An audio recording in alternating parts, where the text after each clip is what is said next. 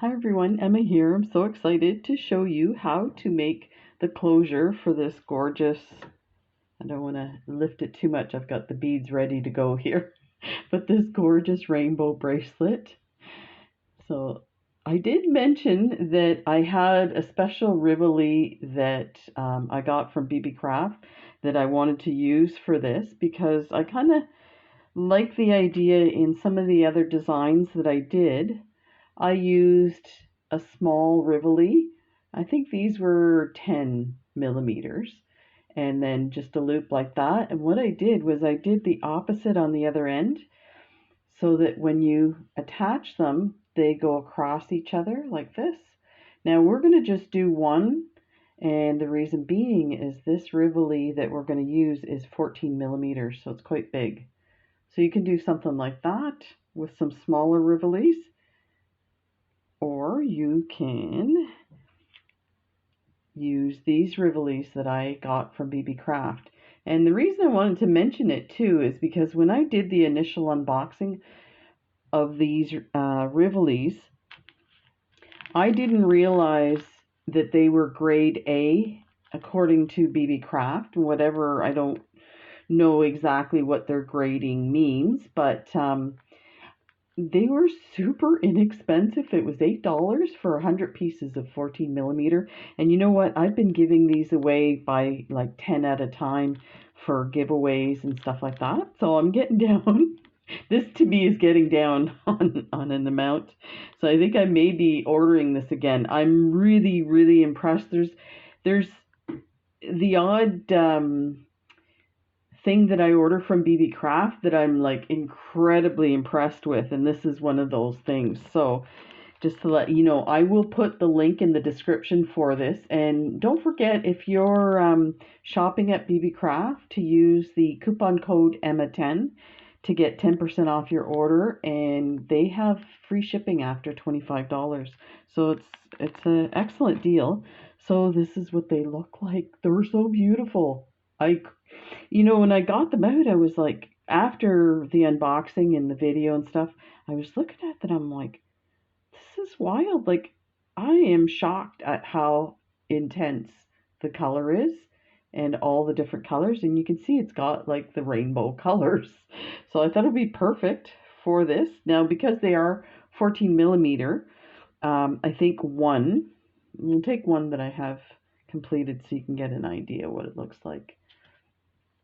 Let me move these out of the way and I'll bring that up so you can kind of see. So you can see how lovely it matches with the bracelet. So I'm going to show you how to do that. I have this set up so that it's ready to go to attach to the bracelet. And but we're going to start from scratch. And we're going to do a basic bezel technique, which is peyote stitch using delica beads for the beginning. So you do the first row where you just add on, and what you're going to add on, and I'm going to do something different here. I'm going to show the numbers. I'm getting a lot of different countries and people are wondering how many beads to put on. So I'm just going to put it out there. It's 36 delica of 11 O's to begin with. So and you create a loop, and then you add one more row of the delicas, and then you do the front and back with the 15 O's. So you're going to need some delicas, or you can substitute it for Toho beads. They're a little more tubular, so they could probably work as well. But I'll tell you, I've done a lot of practice with different bezeling techniques. If you're starting out, the easiest way to guarantee you're going to get a good job is to use the delicas for the first section. As well as with the 11 O's, I find they stick out a little. I'm just trying to think if I have something that shows. Here's one. This isn't herringbone, but you can see how much the 11 O beads stick out on the edges. So what the delicas do is it's nice and smooth. They fit together nicely, so you get a really nice finished product at the end. So there's your 11 O delicas, and So you're going to put 36 of them on your needle, which I went ahead and did already. And you're going to need a stop bead. So I have the stop bead and the delicas. I am using a size 12 beading needle, and I'm using the size 6. You don't have to use the size 6. I'm using dragon thread. So if you're using Fireline's a little thicker, but that'll work fine too. Because this is part of a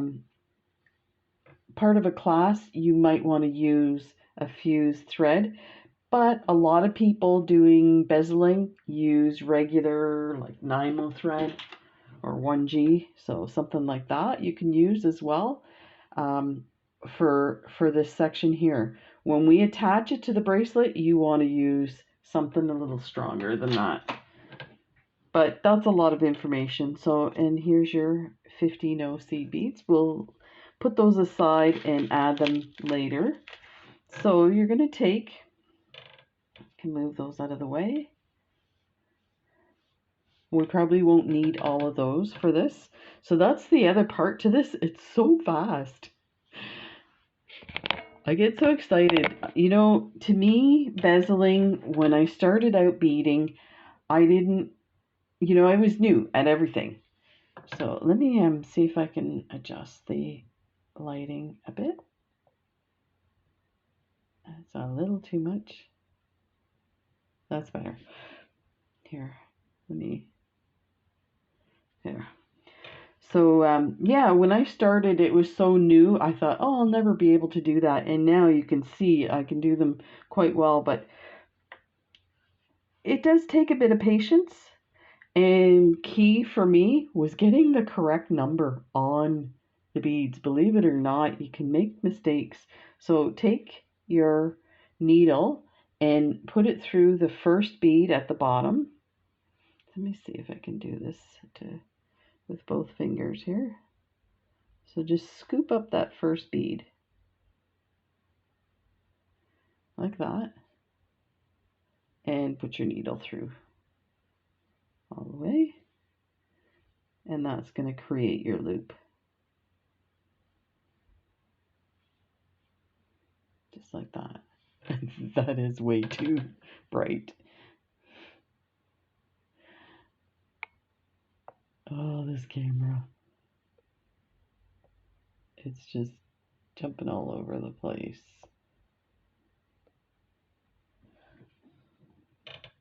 There. Okay.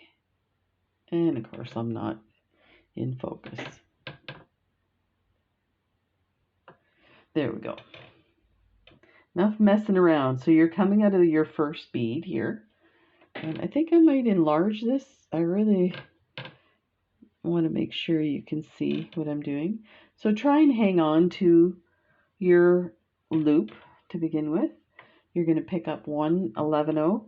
You're coming out of this bead. You're going to skip that first one. You're going to go through the second one and just the second one like that. And I like to hang on to it through my fingers, especially at the beginning. I don't want it all getting all messed up. So that's what it should look like. And we're going to do that all the way around. So pick up another 11-0 delica. You're coming out of this one, you're skipping that one, and you're going through the very next one like that.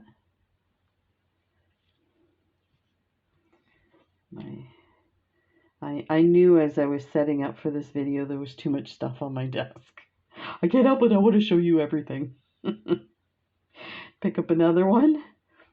Coming out of here, skip the next one and go through the one after.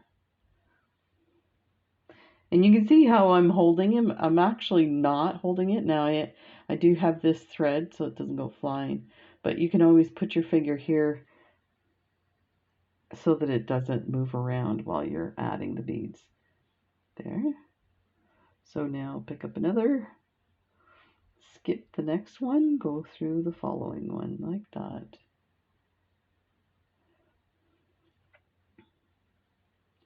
Let's see if I can show you. And it just puts it right beside the one we skipped. I'll pick up another one. Coming out of here, we're going to skip this one here, and we're going to go through this one with our needle. Like that. And keep going all the way around.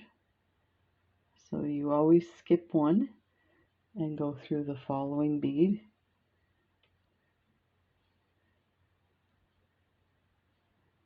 And you can see how it's starting to come around. Skip the next one, go through the next. I have some videos on how to do this, but I thought for this bracelet I really wanted to point out those Rivolis. You know, if you're interested in bezeling Rivolis and making bracelets with them and stuff, or earrings is a big one that people use them for, I highly recommend getting a set that you can use to practice on. And these are so nice that I would even suggest, one, the price is right for practicing. Secondly, once they're done, they're to me a good enough quality that I would use them as a gift for somebody. I don't sell any of my work, so I couldn't tell you about selling when it comes to that quality of components, but I would imagine you could still sell them. They are quite a good quality. So you just keep going around. And then the next one, like that. So you can see how fast this gets to do these. I have thought of doing marathons of how many bracelets can I make in so many hours, or how many Rivolis can I bezel in so many hours. I don't know why. That's how my brain thinks. You know, it's funny. I did a bracelet. I guess I called it a bracelet marathon. It's one of my old videos.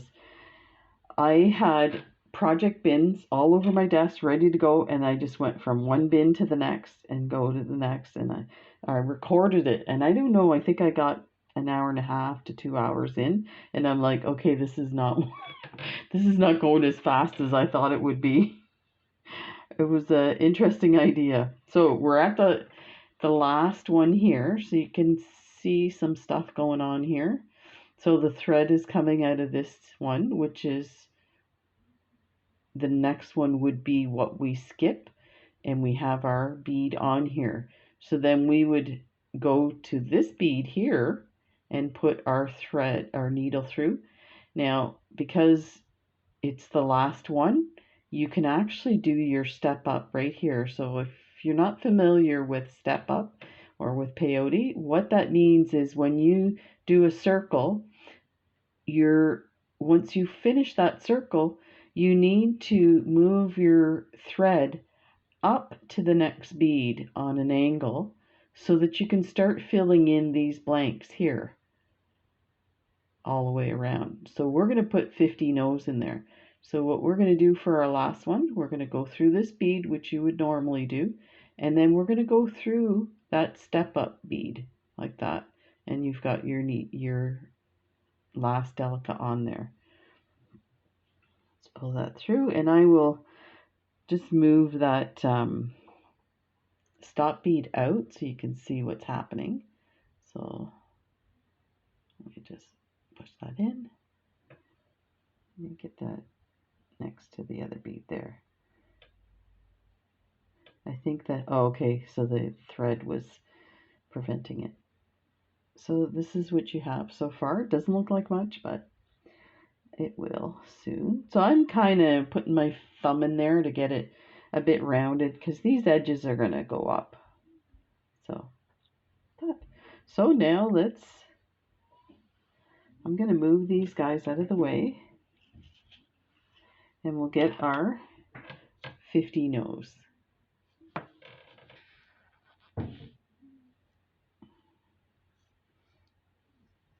So we're going to put 2 rows of 15 O's on either side. If you take a look at this one, the lower one's considered 1 row and the top one's considered 1 row. That's the front, and then we do that lower one, upper one. So that's 2 different rows. Now again, just hang on to your work the same way. Now you're going to pick up a 15-0 and you're going to fill in these spots. So see these big gaps here? You're going to put your beads in there. And because they're smaller, it's going to cinch those beads closer so that it will grab onto your Rivoli. So let's put that one through. So these are a little easier to see which bead to go through. It's hard to make a mistake, but I'll tell you, I have skipped some. I'm like, why is there a big thread going across? Oops. Those are all the bloopers you don't see. So I'm just filling in the blanks again. Let me see if I can show that to you clearly here. So the thread's coming out of this bead here. We're going to go through the next sticking out one like that with our 15-0 on there. And see how I pulled it away from the other? Don't do that. I'm going to pull this back to get that back into place. That was just one of those oopsies. You want to keep it nice and together. So go through the next one, adding a 15. You can start to pull this. So I'm just going to put my finger there like that and then pull it, and you see how it's starting to curve. I wouldn't pull it too much. Here's the part about practicing is if you learn to pull a bit but get like an even tension, then you'll get even on both sides, on the front and on the back. But and I think this one I may have pulled more on the front. So I pulled, so the first side, I mean, which is the back. So the first side I pulled so much that when I put my thing in, when I got to this side, I didn't have a lot left to pull on. So you got to remember the beads that we put on, it's only you want them to sit on the sides. So you need an even tension at the front and the back. And I apologize for all the yammering, but it's important to know to get a nice finished bezel that will hold your crystal. Because then if you don't have enough tension, it ends up being loose, and that sucks. Now, I have learned that if it is a bit loose, you can go through your beads again and it will adjust and tighten everything. So you don't have to take it apart. So I am just quickly going through each sticking out bead with a 15-0. So what I tend to do is I do 3 or 4 beads and then I pull. That. So you can see those ones are flat, but the others are rounded. So if you use your thumb to kind of guide you to not go too far, there, now you've got it nicely. And keep going, 15 in through the sticking out bead, like that. Another 15 in through the sticking out bead.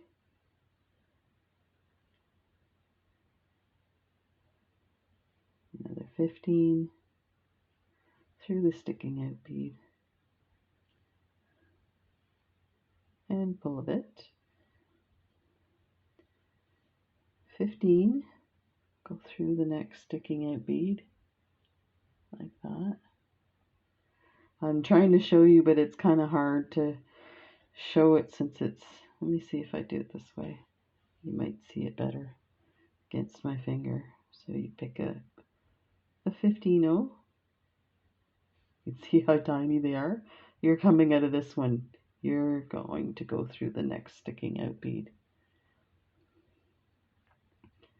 And there's your 15-0 sticking out bead.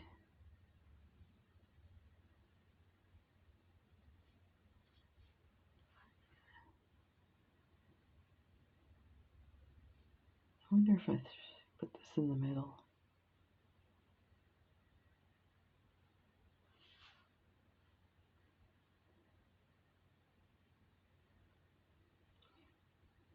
Just get it out of the way here. Okay.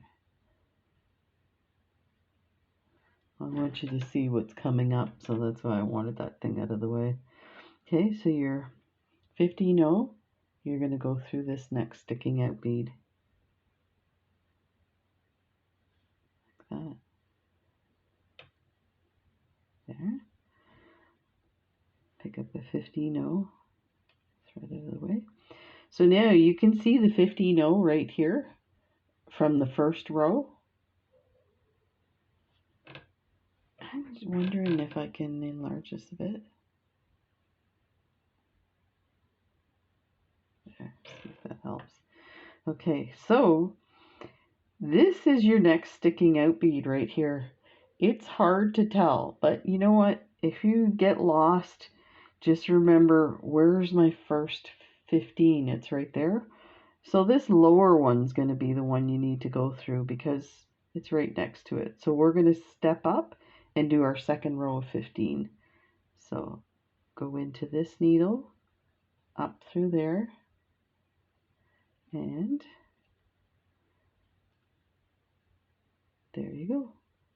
So now, just hang on to these guys. Now we're going to go through and add the second row of 15s. Pick up a 15. Now we're just going to go through the 15s.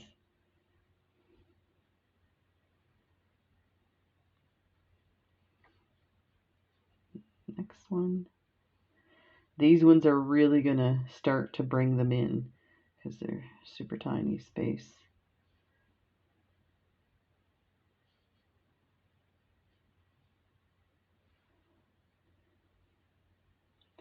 Trying to find a good way to hold this so that you can see what I'm doing. Pick up 15 and go through the next 15-0. That.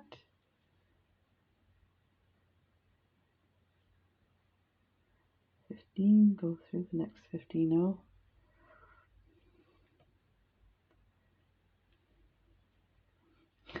I just remembered something. It's really hard to do this on camera.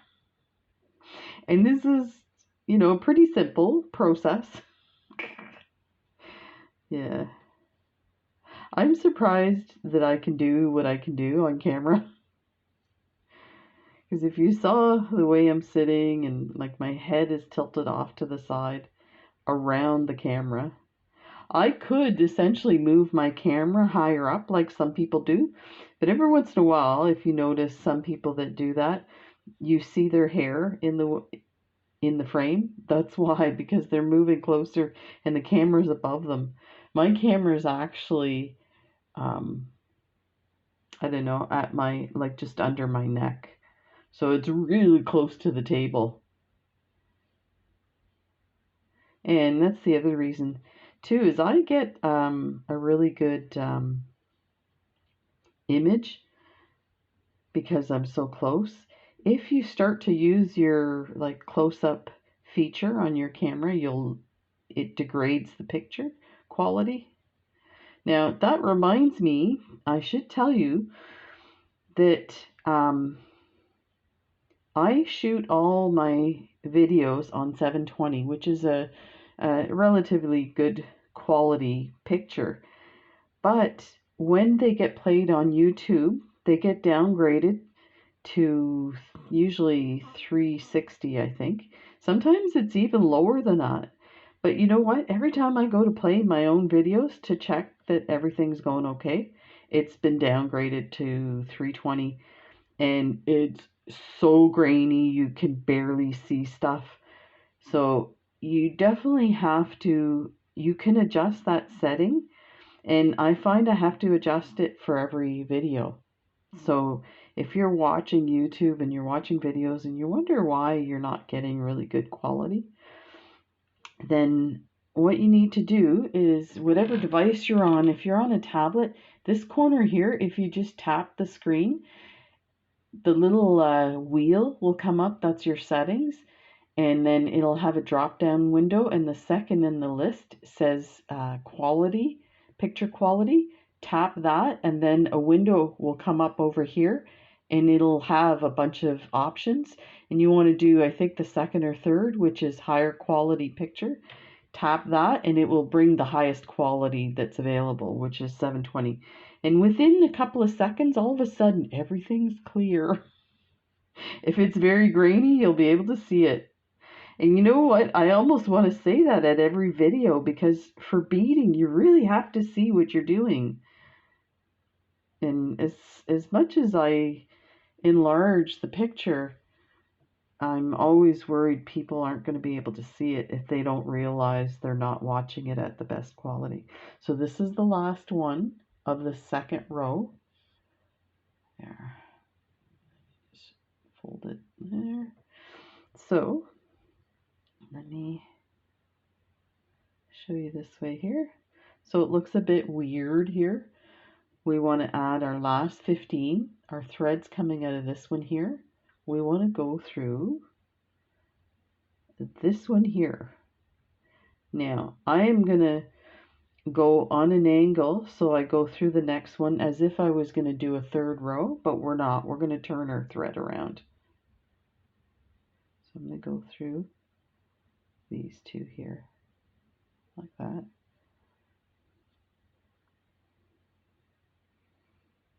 That, and there is our last one. And you can, if you want, you can pull these a bit.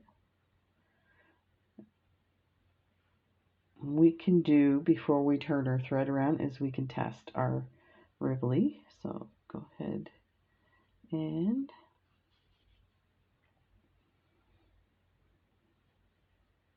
it's this way here. Put that in there. So, I mean, you can make it the back or the front. It's up to you. If you've got your tension right, it should be equal on both sides. I tend to like to do my back last, so that if there's any issues, then I can go ahead and adjust the tension. So I think I will add a bit of tension here to make it a little more rounded. So I'm just pulling my thread, but I'm holding this piece so that it doesn't distort it any. There, let's see how that does.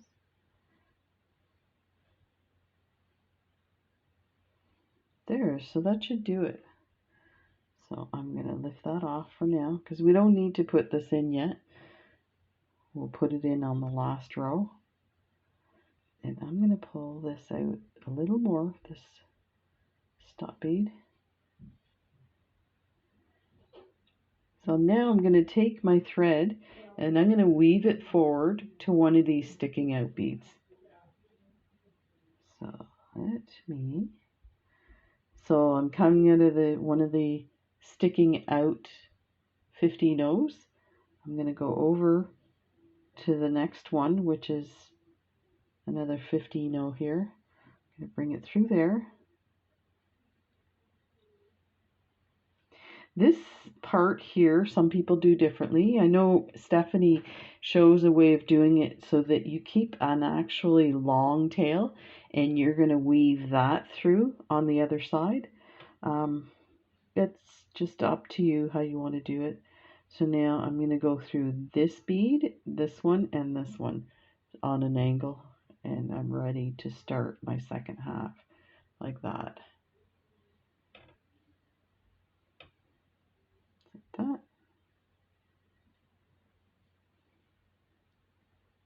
Yeah.